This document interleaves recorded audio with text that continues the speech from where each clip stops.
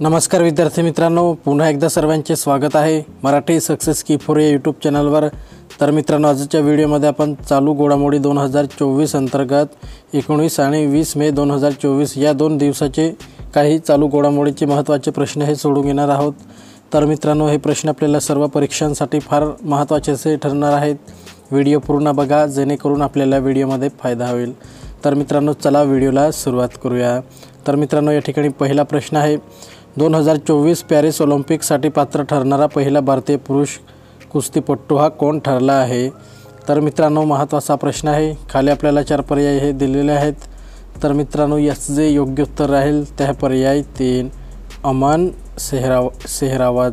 तर मित्रांनो, 2024 पॅरिस ऑलिम्पिकसाठी पात्र ठरणारा पहिला भारतीय पुरुष कुस्तीपटू हा अमन सेहरावत हा ठरला आहे। पुढचा प्रश्न आहे प्रश्न क्रमांक 2,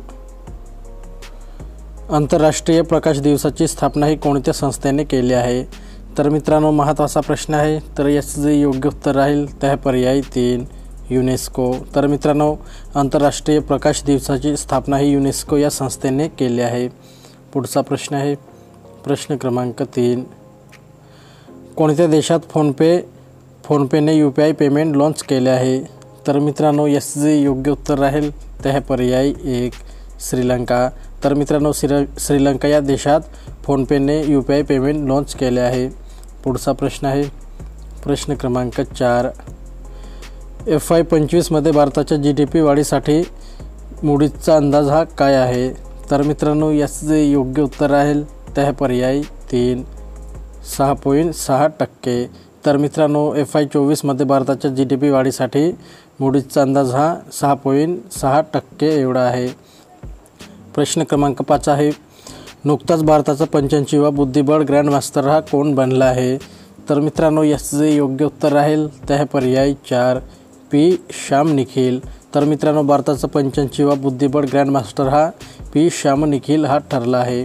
पुढचा प्रश्न आहे प्रश्न क्रमांक 6, कोणत्या देशाच्या व्यापार आणि गुंतवणूक वाढीच्या संयुक्त स्थायी समितीने अलीकडेच भारतात बालमजुरीचे आरोप हे केले आहे? तर मित्रांनो, महत्त्वाचा प्रश्न आहे। तर याचं जे योग्य उत्तर राहील त्या पर्याय 2 ऑस्ट्रेलिया। तर मित्रांनो, ऑस्ट्रेलिया देशाच्या व्यापार आणि गुंतवणूक वाढीच्या संयुक्त स्थायी समितीने अलीकडेच भारतात बालमजुरीचे आरोप हे केले आहे। पुढचा प्रश्न आहे प्रश्न क्रमांक 7, कोणत्या संघाने पहिली सुलतान अझलन शाह हॉकी ट्रॉफी जिंकली आहे?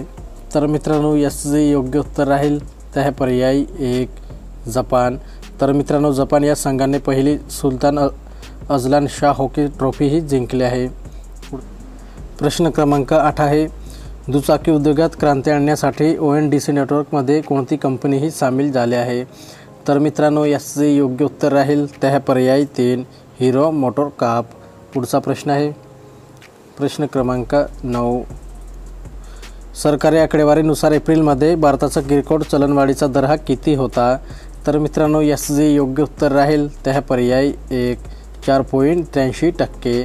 तर मित्रांनो, सरकारी आकडेवारीनुसार एप्रिलमध्ये भारताचा किरकोळ चलनवाढीचा दर हा 4.83% एवढा होता। पुढचा प्रश्न आहे प्रश्न क्रमांक 10, चाबहार बंदर चालवण्यासाठी भारताने कोणत्या देशासोबत 10 वर्षाचा द्विपक्षीय करार केला आहे?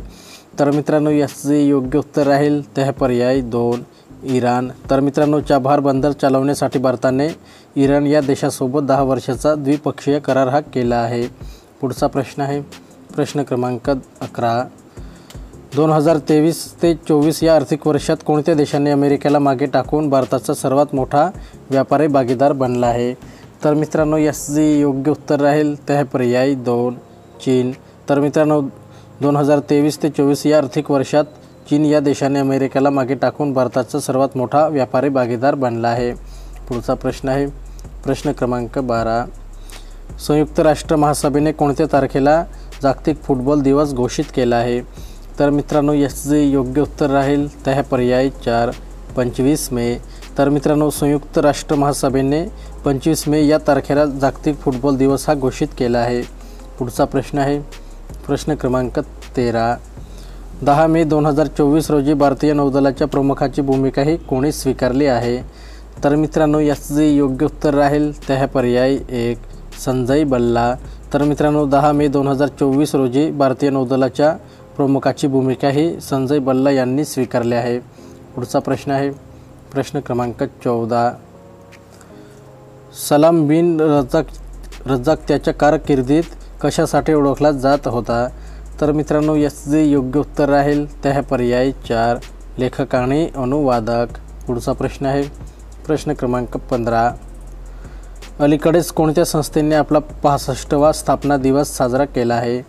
तर मित्रांनो याचं जे योग्य उत्तर राहील ते आहे पर्याय 3 सीमा रस्ते संघटना।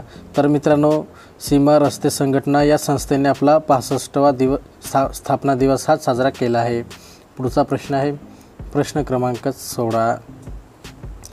कोणत्या संस्थेने भारताच्या कृषी आणि शेतकरी कल्याण मंत्रालयाच्या सहकार्याने मिलेट्स सीड्स ऑफ चेंज हे प्रदर्शन सुरू केले आहे?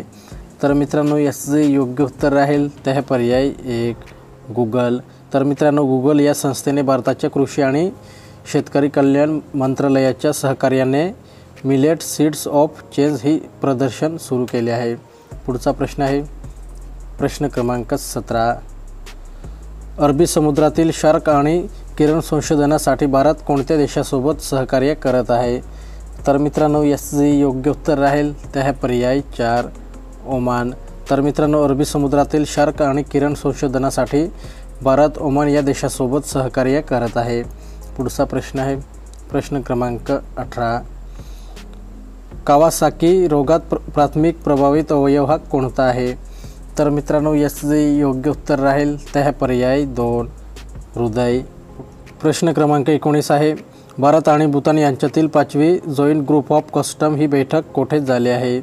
तर मित्रांनो महत्त्वाचा प्रश्न आहे। तर याचं जे योग्य उत्तर राहील ते आहे पर्याय 3 लडाख।